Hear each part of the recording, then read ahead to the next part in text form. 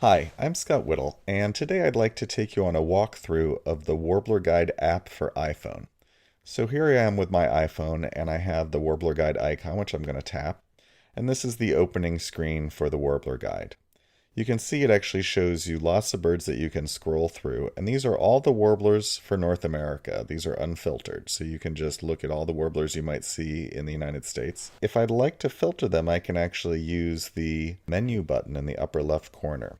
So the menu button actually gives you a number of features. One, it can actually change the angle that you're looking at, so you can change it to face, 3D, 45, and so forth.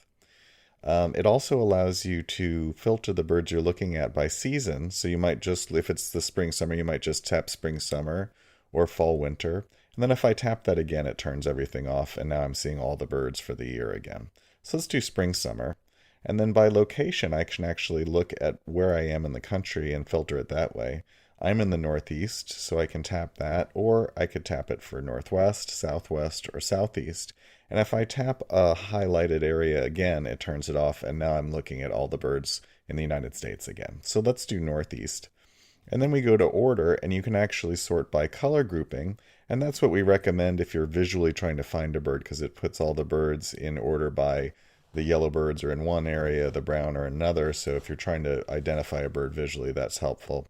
You can also change it though to alphabetic if you're looking for a specific bird, or taxonomic, which is a traditional grouping. So let's go back to color grouping there, and then finally let me just show you at the bottom here it says About Help. If you tap there, you actually get our help file, which has a lot of this information in it. So I'm going to close the menu bar now by tapping the upper right corner. And I've got it filtered for spring, summer in the Northeast. And you can see I still have quite a number of birds here showing. So if I'd like to filter those further, and for example, if I'm seeing a specific bird in the field, I can actually tap this filter button in the top right corner, and that opens my filter bar. Now this is a really cool feature that allows you to filter birds both by audio and visual simultaneously. So if you're looking, for example, at a bird with a yellow head, I can tap the head, and then it gives me a number of choices about what I want to choose here. I can choose a color. I can also choose a feature at the bottom there, like eye ring, eye arc, dark crown. So let's try a yellow head. I'm going to close that by just tapping anywhere on the screen. And then I'm going to go to song quality, and let's choose buzzy. So say we hear a buzzy sound in the song. And then I'm going to close the filter button by tapping the upper right, and you can see it's actually filtered all the birds of the Northeast down to just 4 birds. So it's a very powerful way to filter your birds and quickly get to a bird that you're seeing or hearing in the field. Notice that the filter button is now yellow, and that means that it's active. And if I want to turn the filter off altogether again, I can just go back to the filter page and hit the big reset button on the bottom. That resets everything. You can see the filter icon in the top right's gone black again, and now I'm looking at all the birds of the Northeast again. One other cool feature here is you can actually look at all the songs of the birds by tapping the upper right song button. Now instead of looking at images of the birds, I'm looking at sonograms of all the birds, and these are playable. For example, if I go to this black-throated blue, I can press play and it actually plays the song. You won't hear the sound on this video, but they do all play, and you can actually play them at half speed as well, which can be very useful if you're trying to listen to specific details of a song. You can also filter this area, so if you go to song quality buzzy and pitch trend, say rising, now if I close my filter again and I'm still in the song, you can see it's actually narrowed it down to just a very few songs that have buzzy rising songs. So very useful again in identifying a song in the field. So I'm going to go back to my filter, reset it, and I'm going to turn off the song view, close the filter again, and I'm back to my main species page.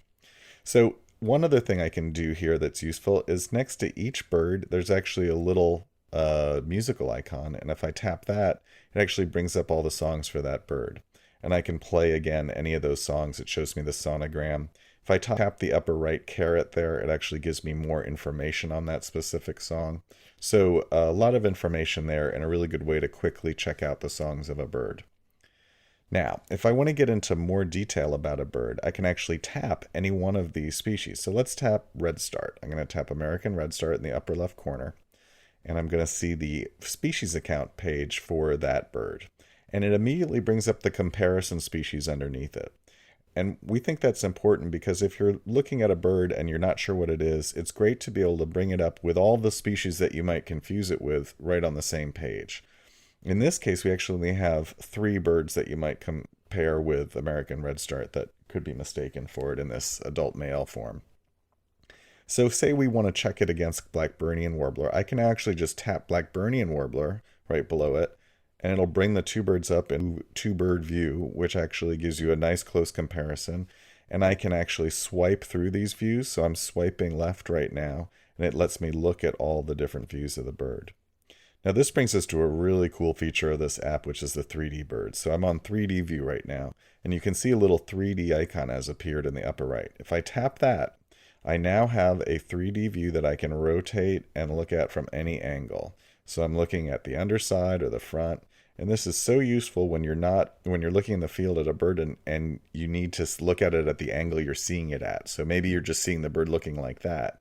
That'll actually give you all the information you need from that angle. And I can actually shrink these down a little bit if I need to. I can zoom in to almost feather level detail on these birds as well. So a very cool feature. I'm going to hit the back button and go back to the species account. And I can also just look at a single bird in 3D. See the little 3D icon in the top right.